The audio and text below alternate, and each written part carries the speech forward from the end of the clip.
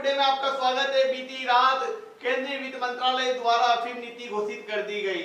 नीमच मंदसौर जिले के लिए, मध्य प्रदेश के लिए यह अफीम नीति अहम है और इस बेल्ट में इस अफीम नीति पर ही हमारे अफीम उत्पादक किसानों का भविष्य निर्भर करता है। इस अफीम नीति में बड़ी बात यह सामने आई है कि सांसद सुधीर गुप्ता जब 15-20 दिन पहले केंद्रीय वित्त मंत्री निर्मला सीतारमण से मिले थे, तब उन्होंने कहा था कि अफीम उत्पादक किसानों की संख्या बढ़ाई जाए और इस पर अमल करते हुए अफीम उत्पादक किसानों की संख्या बढ़ने जा रही है। हम बताने जा रहे हैं कि अफीम नीति को लेकर कई तरह के सवाल उठ रहे हैं, लेकिन सबसे अच्छी खबर यह है कि अफीम नीति में पिछले 24 साल में ऐसे किसान जिनके पट्टे मिलावट या अन्य कारणों से कट गए थे, वे पुनः बहाल होंगे। इसके लिए सिर्फ एक व्यवस्था यह दी गई है कि जिन किसानों की को डिफॉल्टर या मिलावटी बताकर अफीम के पट्टे काटे गए थे, वे अपनी जांच रिपोर्ट ओपियम फैक्ट्री की लेकर आए और ओपियम फैक्ट्री की जांच रिपोर्ट में अगर उनकी अफीम में 6% की मात्रा मॉर्फिन की मिलेगी तो उन्हें पुनः पट्टा मिल जाएगा। जी हाँ, बड़ी संख्या में करीब 25,000 पट्टे इस दौरान बहाल हो जाएंगे और यह एक बड़ा प्रावधान अफीम नीति में किया गया है और एक रास्ता दे दिया गया है किसानों के पट्टे बहाल करने का। इससे किसानों की संख्या बढ़ रही है। इसके अलावा भी 4.2 का जो प्रतिशत मॉर्फिन का आधार है वो यथावत रखा गया है। और सबसे बड़ी बात यह है कि हम बात करते हैं सीपीएस सिस्टम की, तो सीपीएस सिस्टम में जो डोडा जो सरकार लेती थी, लेकिन उसका कोई क्राइटेरिया तय नहीं किया गया था। इस बार वो क्राइटेरिया तय कर दिया गया है। जो किसान सीपीएस सिस्टम में इस बार डोडा देंगे, अगली बार उनको प्रति हेक्टेयर 700 किलो डोडा देना होगा, तभी वे सीपीएस सिस्टम में मान्य होंगे।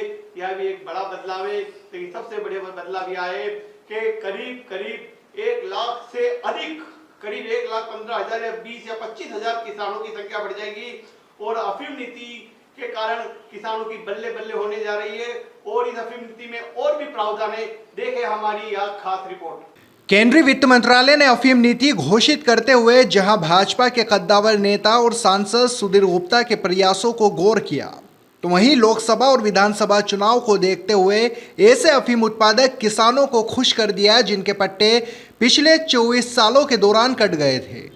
अफीम नीति में प्रावधान किया गया है कि वर्ष 1999 से वर्ष 2000 और वर्ष 2022-2023 तक जिन किसानों के पट्टे मिलावट या अन्य कारणों से कट गए थे और अगर इसी वर्ष ओपियम फैक्ट्री में जांच के दौरान उनकी मॉर्फिन की मात्रा 6% या उससे अधिक पाई गई हो, वे लाइसेंस के हकदार होंगे। नीति में इस प्रावधान से 24 साल का आंकलन होगा और इसी दौरान करीब 25,000 किसानों की संख्या बढ़ जाएगी और आंकड़ा 1 लाख के पार पहुंच जाएगा। पिछले दिनों सांसद सुधीर गुप्ता और चित्तौड़ के सांसद सीपी जोशी ने केंद्रीय वित्त मंत्री निर्मला सीतारमण से मिले थे और सालों पहले कटे अफीम के लाइसेंस को बहाल करने की नीति बनाने निवेदन किया था, जो अफीम नीति में स्पष्ट नजर आ रहा है। आपको बताते हैं अफीम और लाइसेंस से जुड़ी कुछ खास बातें। सीपीएस पद्धति को लेकर भी अफीम नीति में लाइसेंस देने का नियम तय किया गया है। अगले वर्ष उन्हीं किसानों को सीपीएस का लाइसेंस दिया जाएगा जो प्रति हेक्टेयर पर 700 किलोग्राम डोडा देंगे और किसान सीपीएस पद्धति का लाइसेंस लेने के हकदार होंगे। इस वर्ष जिन्होंने प्रति हेक्टेयर 3 किलोग्राम अफीम या 4.2 से कम की मॉर्फिन मात्रता दी है, उन्हीं किसानों को दिया जाएगा सीपीएस का लाइसेंस। लगातार 2 साल 2021-2022 और 2022-2023 में नारकोटिक्स की निगरानी में फसल हकवा दी हो, उन्हें भी सीपीएस का लाइसेंस मिल जाएगा। इसके साथ ही वर्ष 2023-24 में किसान अफीम के पट्टे के पात्र होंगे जिनकी मॉर्फिन की मात्रता 4.2 प्रति किलोग्राम की औसत होगी।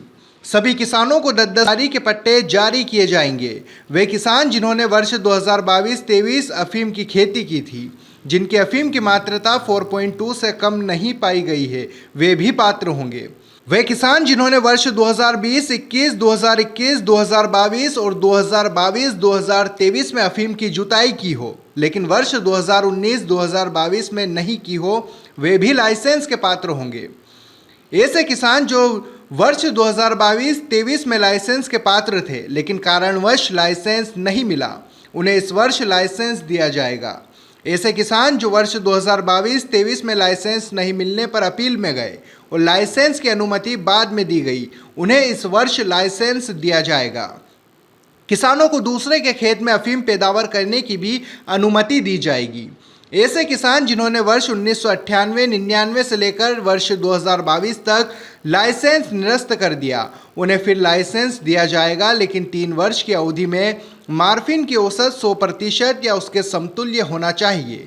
ऐसे किसान जिन्होंने वर्ष 1998-99 में अफीम के दौरान लाइसेंस नहीं लिया या फिर डिफॉल्टर हो गए, वे इस वर्ष पात्र माने जाएंगे।